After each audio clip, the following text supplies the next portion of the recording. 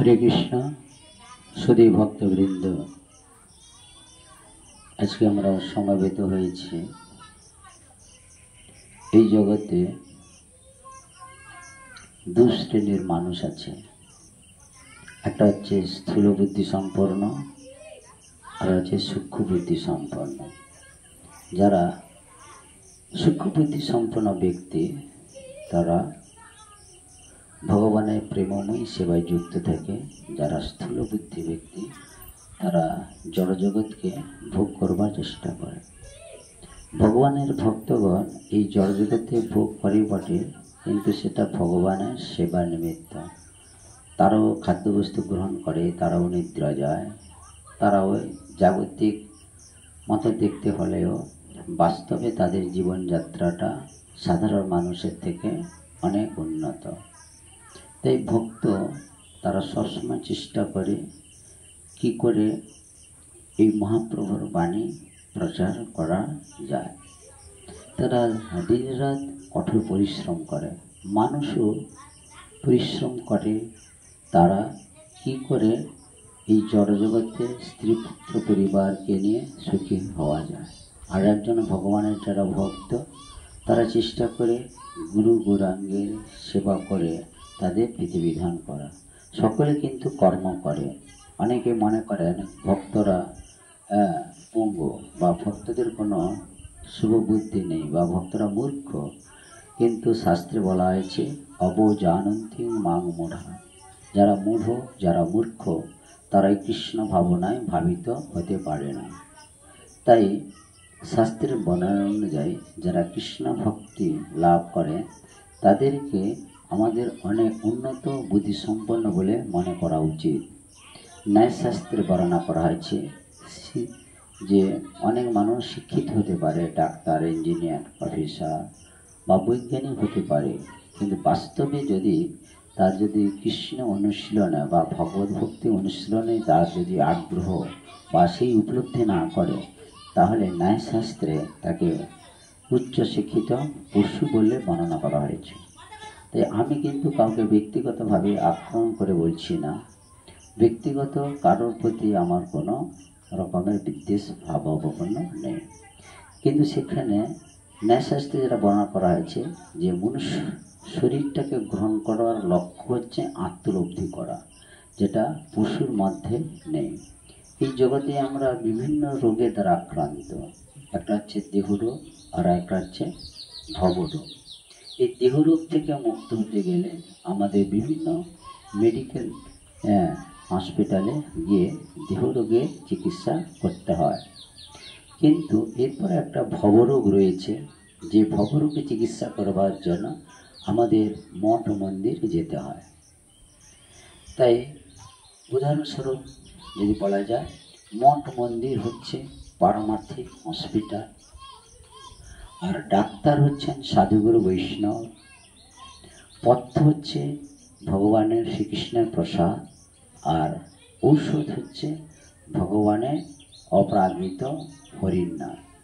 আপনি যদি কোনো দেহরোগ সারাতে যান, বিভিন্ন জায়গায় ডাক্তারখানা রয়েছে, হসপিটাল রয়েছে, সেখানে ডাক্তারবাবু তার ডিগ্রিধারী নিয়ে রয়েছে এবং সেই মতো তিনি চিকিৎসা করেন। যেমন কেউ MBBS, MD, MS বিভিন্নভাবে তারা ডিগ্রি নিয়ে তারা এই জগতে সেবা করছে, কিন্তু তারা কখনো মানুষকে জন্ম মৃত্যু জরা ব্যাধি থেকে মুক্ত হয়ে পরম আনন্দ লাভ করতে পারবেন না। কিন্তু একজন সাধু বা গুরু বা বৈষ্ণব, তারাই পারে এই জগতের বন্ধন থেকে মুক্ত হয়ে পরম আনন্দ লাভ করাতে। সেই জন্য আমাদের দেহরোগের চিকিৎসা করার জন্য যেমন ডাক্তারের প্রয়োজন, এবং ভবরোগ নিরাময়ের জন্য সাধুগুরু বৈষ্ণবের প্রয়োজন। সেই জন্য যার যেমন ভাবনা, গীতায় বলা হয়েছে যে যথামাম প্রবর্তন্তে তাং তথৈব ভজ মহৎ। যে যেভাবে ভজে আমি সেইভাবে যথাযোগ্য ফল দিই আপন প্রভাবে। তাই আমরা যে যেভাবে উপাসনা করছি, যে যেভাবে ভগবানের কাছে প্রার্থনা করছি, ভগবান ঠিক সেইভাবে আমাদেরকে কৃপা করছেন। এই জন্য শাস্ত্রে আরও বর্ণনা করা হয়েছে বাসুদেব সার্বমিতি য বাসুদেব সর্বমিতি স মহাত্মা সুদুর্লভ। তো বাসুদেব যে সর্বকারণের পরম কারণ, এই উপলব্ধি যার মধ্যে রয়েছে, সেই কেবল ভগবত ভক্তি লাভ করে তারা পরমানন্দ লাভ।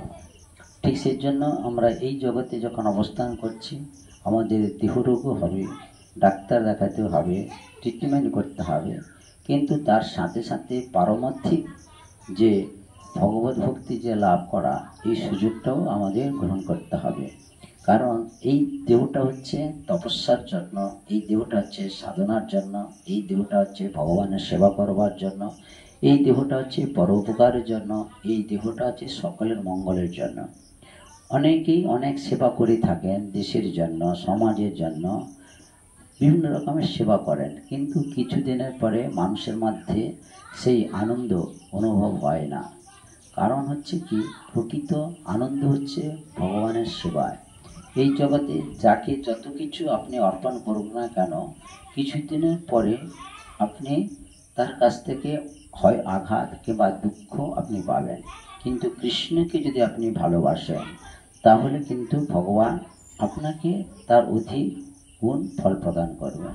তাই দেখি না, আমরা চেষ্টা করে এতদিন তো স্ত্রী পুত্র পরিবারকে নিয়ে আনন্দ উপভোগ করলাম, কিন্তু কিছুদিনের পরে আমরা আবার তাদের কাছ থেকে আবার দূরে সরে যেতে পারি।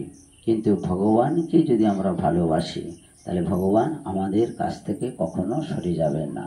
সেজন্য জগতের পিতা কৃষ্ণ, পিতা চান না যে তার সন্তানেরা দুঃখী থাকুক।